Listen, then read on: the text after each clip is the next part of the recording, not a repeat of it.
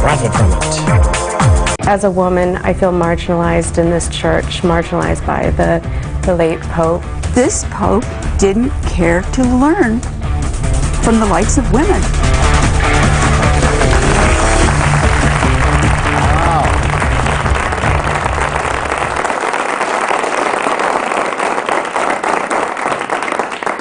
The sisterhood, not digging the Pope. Anyway, our next guest is a columnist for Vanity Fair, rabble-rousing author of Love, Poverty, and War. I think in all the years I've been interviewing people, and that's maybe 20 now, the two most appreciable intellects I've ever run across are William Buckley and Christopher Hitchens, and I happen to like Hitchens' writing style a little better. Please welcome Christopher Hitchens, ladies and gentlemen.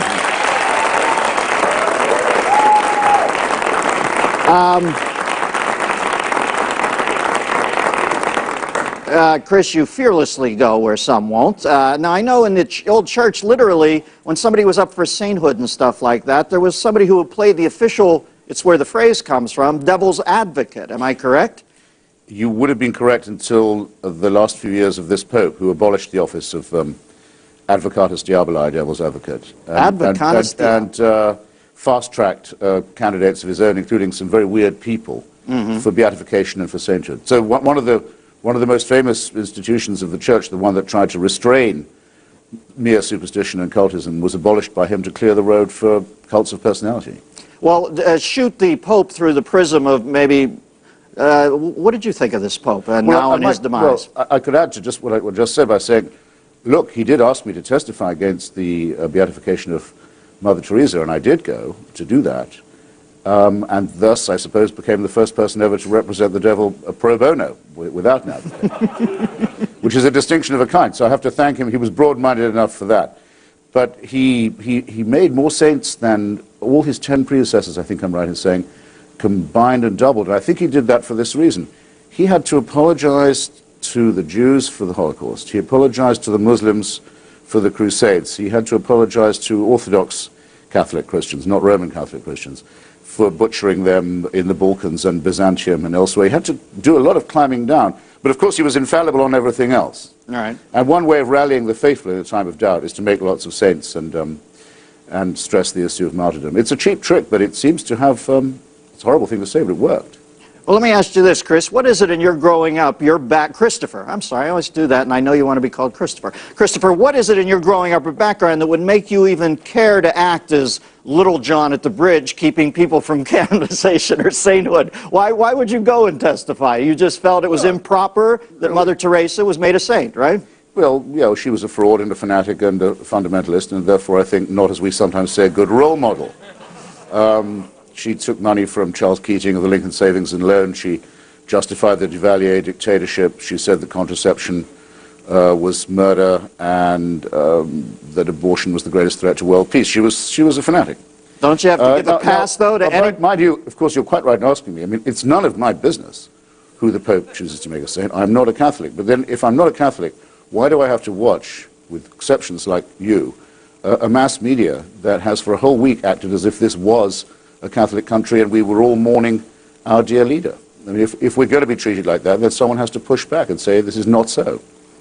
Well, listen, I'm enamored of the Pope in most of the symbolic ways everybody has. He seemed like a man of peace, and when a man of peace passes, I'm saddened like anybody else in this world gone mad. My feeling is, though, that at the end, I'm adamant about this fact. If there's one reason for a church to exist, it's to protect the innocents. And we have priests going after kids in this culture, like, unbelievably. And the fact that I had an old guy in there who probably would have died if they had told him about much of this makes me long for a newer, more cranky Pope who's going to walk the beat and swing the nightstick more. I mean... Well, I completely second those who were just applauding, but unfortunately it didn't break his heart when he found out.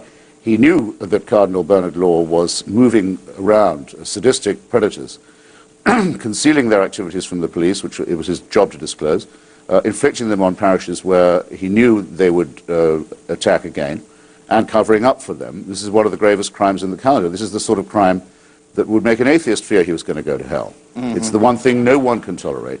Cardinal Law, who should be facing trial in Boston, is instead a fugitive from justice in Rome, given a special sinecure and a place of refuge by His Holiness the Pope. He can't get out of that. That's wickedness. It's also, in my view, wickedness to say that condoms are more nasty and more dangerous than the AIDS virus, which was the Pope's official position. It's lucky for him that he isn't going to face judgment, because if he did, he'd have a lot of people's deaths on his conscience, as well as the rape and torture of a lot of children. These are things I wouldn't want to have to go to my grave with, even if I was sure there was no afterlife. And no one will say this week. It's all piety, it's all Pope all the time. And what about when you say man of peace? This is the guy who invited Saddam Hussein's chief henchman to the Vatican a couple of weeks before Saddam was removed, and fawned on him and called him a man of peace. That's Tariq Aziz, another wanted torturer and mass murderer. This is a pretty grim record. Well, Chris, you better hope so, or you're going to hell if not. Well, all the most amusing people seem to be bound the same way.